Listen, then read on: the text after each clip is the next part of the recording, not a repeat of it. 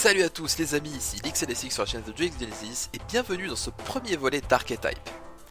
Aujourd'hui nous allons nous intéresser à l'archétype Chevalier Ardent qui fait partie des premiers à être majoritairement composés de monstres normaux pendules qui sont tous de type guerrier et d'attribut feu. Le nom anglais de cet archétype est d'ailleurs un jeu de mots lié à la vraie nature de ces monstres. Mais donc, que sont exactement ces Chevaliers Ardents? Pour le savoir exactement, il faut se tourner du côté OCG, où le nom des cartes est assez différent des versions TCG. En effet, on y découvre que chaque Chevalier Ardent tend à représenter une sorte de version Transformers de différentes armes à feu. Par exemple, le Paladin Chevalier Ardent porte en VO le nom de Ignite Musket, car si on y regarde de plus près, l'arme qu'il porte est clairement inspirée d'un mousquet. Et nous avons la même chose avec tous les monstres de l'archétype. Croisé devient Eagle, Galant devient Caliber, Écuyer devient Magnum, etc., etc. Je ne pense pas avoir besoin de tous les lister, vous avez compris le principe.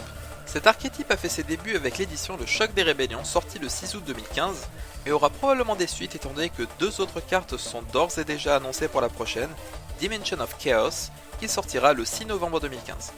La mécanique principale de l'archétype Chevalier Ardent repose sur le fait de placer deux monstres en zone pendule, de les détruire par leurs effets pour aller chercher d'autres monstres guerriers feu, donc des Chevaliers Ardents, dans le deck ou le cimetière, et de réinvoquer ceux détruits depuis l'extra deck par pendulation, chose plutôt aisée car comme dit plus tôt, la majorité des monstres Chevaliers Ardents sont des monstres pendules. Le principe de l'archétype est donc simple. Abuser des effets des Chevaliers Ardents en zone pendule afin d'aller en chercher davantage depuis le deck pour faire le plus de pendulation possible, et du coup à terme inonder le terrain de monstres, pour par la suite enchaîner les invocations X6 par exemple. Pour cet archétype, il n'y a pas vraiment de cartes plus importantes que d'autres étant donné que chacun des Chevaliers Ardents pendules ont le même effet pendule, et qui sont tous par paire d'échelles pendules 2 et 7. Nous avons par exemple le Croisé qui est d'échelle 2, qui pourrait être utilisé avec Écuyer d'échelle 7, Paladin d'échelle 2 avec Templier d'échelle 7, ou encore Galant d'échelle 2 avec Margrave d'échelle 7. A ce titre, tous les monstres Chevaliers Ardents pendules ont un niveau compris entre 3 et 6, afin de rendre possibles les multiples invocations. Les seuls monstres ayant des niveaux supérieurs sont Lancier Chevalier Ardent qui est niveau 7, ainsi que Champion Chevalier Ardent qui est quant à lui niveau 8. Ces deux monstres peuvent d'ailleurs être invoqués spécialement de la même manière, mais disposent de deux effets un peu différents. L'effet de lancier vous permettra, en renvoyant un autre monstre Chevalier Ardent que vous contrôlez à la main, de placer au-dessous du deck de votre adversaire une carte magie piège qu'il contrôle, tandis que l'effet de champion lui permettra de placer un monstre que votre adversaire contrôle sous son deck. Vous l'aurez donc compris, ce sont deux effets relativement sympathiques étant donné que ce ne sont pas des effets de destruction. Concernant les cartes magie piège déjà disponibles pour cet archétype, nous en avons deux. La carte magie de terrain Phénix d'Enflammant et la carte piège continue Impact Chevalier Ardent. La carte Phénix d'Enflammant est un terrain qui non seulement booste les monstres Chevaliers Ardents en leur faisant gagner 300 d'attaque et de défense, vous permettra aussi une fois par tour de détruire une carte Chevalier Ardent afin d'aller en chercher une autre dans le deck. Un effet relativement similaire à celui des monstres pendules donc. Ensuite, nous avons Impact Chevalier Ardent. Un piège continu qui permet une fois par tour de détruire jusqu'à 3 autres cartes Chevalier Ardent afin de renvoyer le même nombre de cartes de l'adversaire dans sa main, ce qui est pratique pour faire un peu de ménage. De plus, ce piège dispose d'un second effet s'activant lorsque la carte est envoyée au cimetière et qui permet d'aller chercher un monstre pendule face recto dans l'extra deck et de l'ajouter à la main. Bien utile pour relancer des effets depuis les zones pendules. Il existe plusieurs variantes du deck, dont l'une n'est malheureusement plus utilisable en tournoi depuis que Shen Lavalval a été interdit, ainsi Konami quoi. Je vous laisse tout de même un aperçu de ce deck, et de deux autres afin que vous puissiez surtout vous faire une idée du potentiel de l'archétype. On se retrouve juste après.